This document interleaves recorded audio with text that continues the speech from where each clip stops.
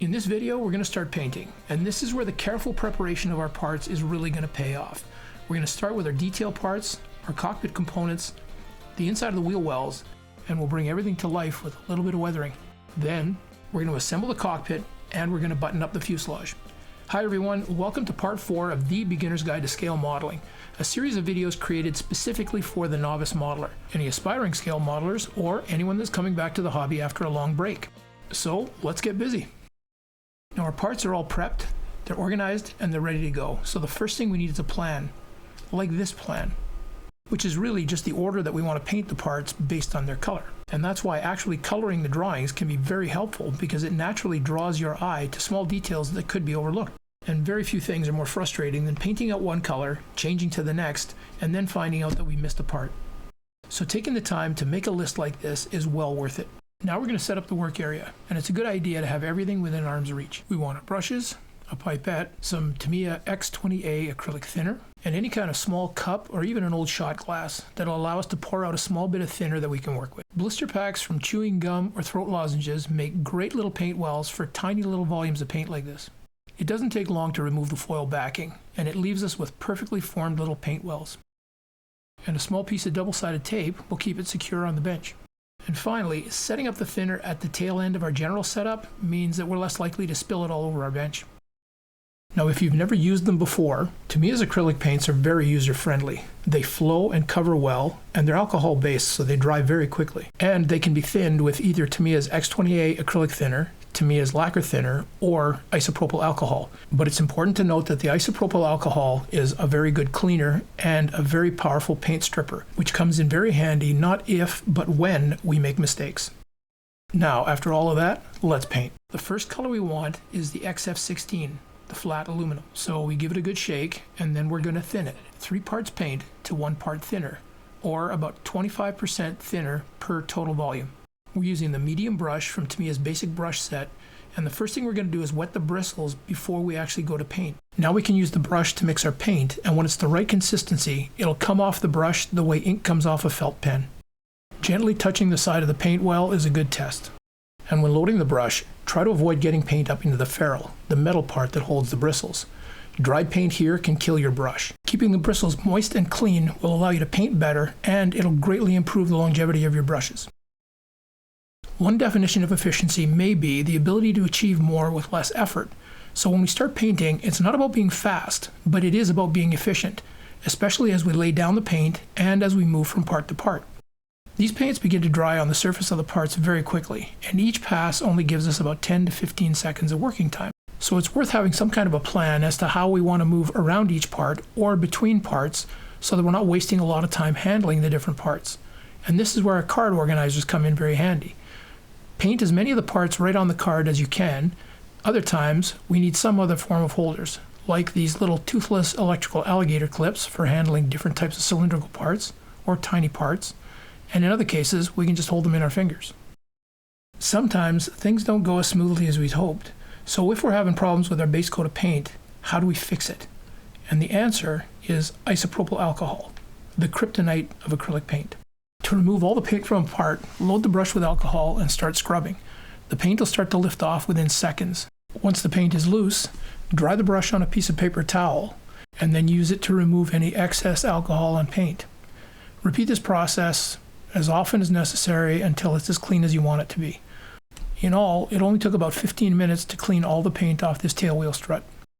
Now at this point, we want to just go down the list and block in our colors. But we're going to change out the yellow-green for the flat brown, because the area at the base of the joystick sits below the floor. And this is a perfect example why we need to study our instructions. On the drawing, the yellow-green is indicated as a mixture, specifically 2 parts XF3, yellow, and 1 part XF5, green.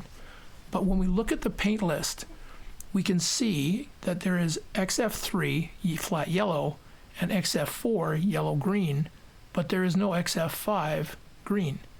And this is where things get a little bit confusing and why it's so important to understand that the modeler is in complete control of the build process. So we're going to save some money by getting the yellow green instead of the yellow and the green, and we're going to save some time by not having to make a custom mix. So now, starting with the yellow-green, we're just going to go down our list and block in all of our base colors. But the real takeaway here is not about painting the parts, it's about how we hold the parts during painting. We can either hold them in our hands, or we can leave them taped to the card.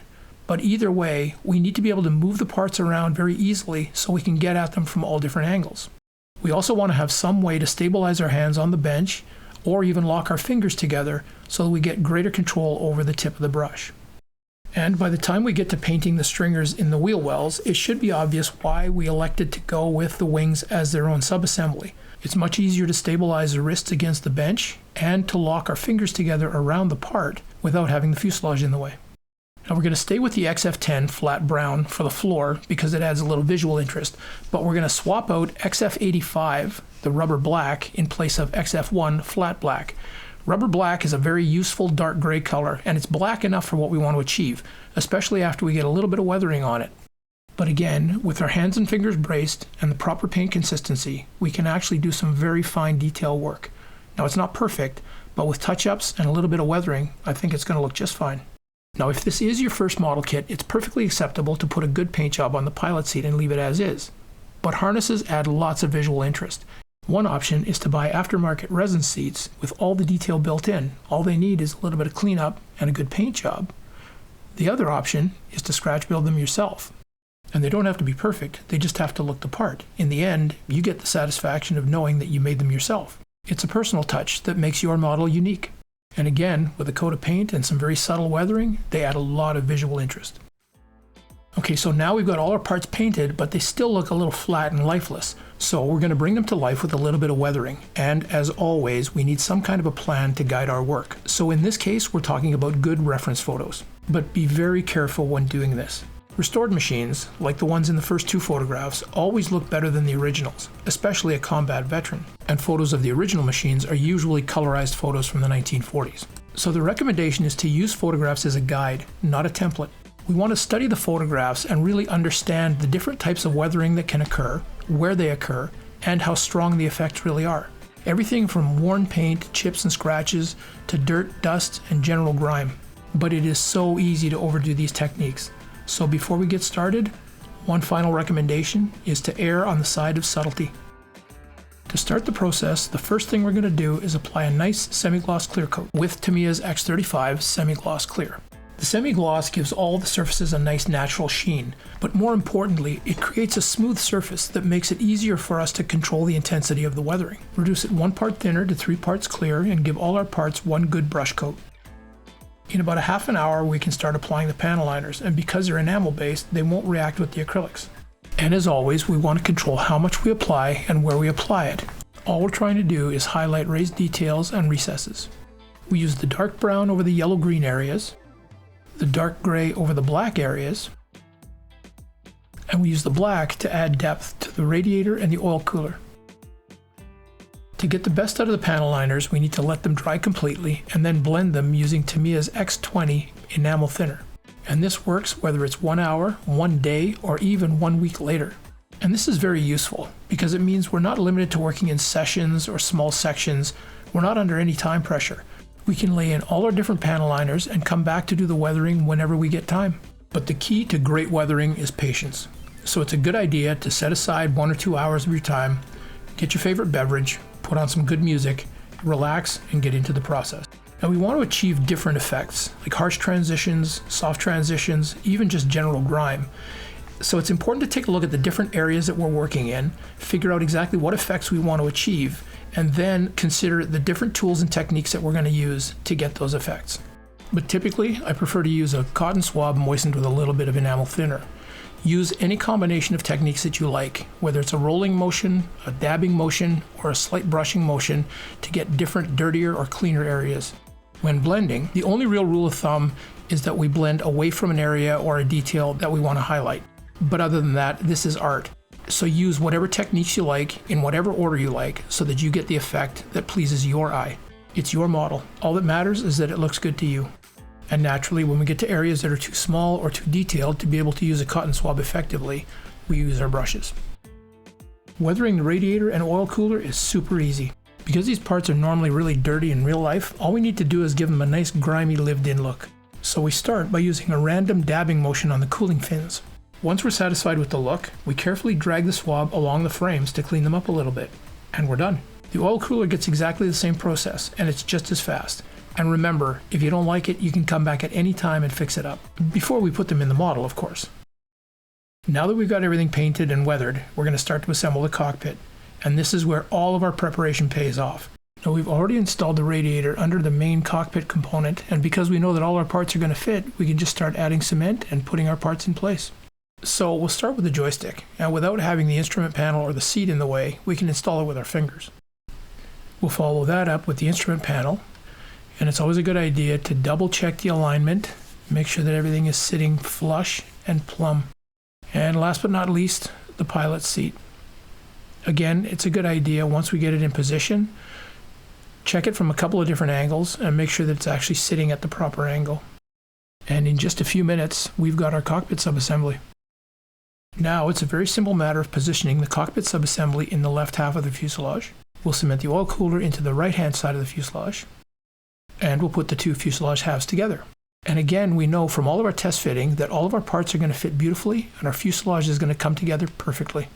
So we check it out from a few different angles, and once we're confident that everything is working out the way that it should, we're going to apply a little bit of tape. Obviously, we get a little bit on the belly by the radiator. We'll put some on the spine towards the tail, and a little bit in front of the cockpit. And just like that, we're ready to start cementing the fuselage. And we're going to use the same method we used when we assembled the wings. We'll start in the area between the cockpit and the engine, because any misalignment here is going to throw off both the windscreen and the engine cover. This is one of the most visible points on the model, so any misalignment here is really going to be noticeable. We want to flush up the surface, line up the panel lines, and then squeeze a little bit of melted plastic out of the joint. Look things over from a few different angles before the cement is completely cured, and once we're satisfied that everything's lined up and everything's going to stay, we'll put a little bit of tape on it and we'll move on. Now we're going to jump to the cooling tunnel and the belly of the airplane, because there is a lot going on here. We need to flush up the surface, line up more than a few panel lines, and don't forget that the exhaust section of the cooling tunnel is actually molded as part of the cockpit floor, and this needs to be pushed to the rear to take up the gap just in front of the tail wheel doors. So the main cockpit part hasn't been cemented in place yet, so we're going to focus our work on the belly of the model from the cooling tunnel to the base of the tail. We're going to line up all the panel lines, flush up the surfaces, and try and take out any excessive gaps. And at this point, we're going to change our narrative from the actual cementing technique to the thought process. What areas or parts of the model are most critical to giving us the best overall alignment of the parts? Or in other words, what are the benchmarks or the landmarks that are going to give us the best overall alignment? And what order do we want to tackle them so we actually do get the best overall alignment? And the solution is a lot easier than you might think. The truth is, we figured out the answers to all of these questions during our dry fitting and test fitting stage, because that's when we went through every square inch of the model. We were looking for proper fit, alignment of the panel lines, even interference from internal components. So by the time we're ready to start applying the cement, we already know what sequence we want to follow and all of the different things that we're going to do to line up our parts properly and get the best possible fit. It's also worth mentioning that this is our foundation, so the better we do our work here, the easier it's going to be for us to do anything else going forward, from dressing join lines to laying down a beautiful coat of paint. So we work our way around the fuselage in small sections, making sure that every joint is good and securing it with a little bit of tape before we move on. Finally, we'll finish up with the tail and the rudder. Now, it doesn't take long for the cement to cure, so in about an hour's time we can come back, remove all the tape, and get ready to dress all these joints. And now you know the next part of the story. I hope you enjoyed this video and found it helpful, and if you did, please like, subscribe, and leave a comment. I want to know what you want to know, because that's what fuels this channel. I really enjoyed making this video, and I'd like to be able to do more. So until next time, happy modeling.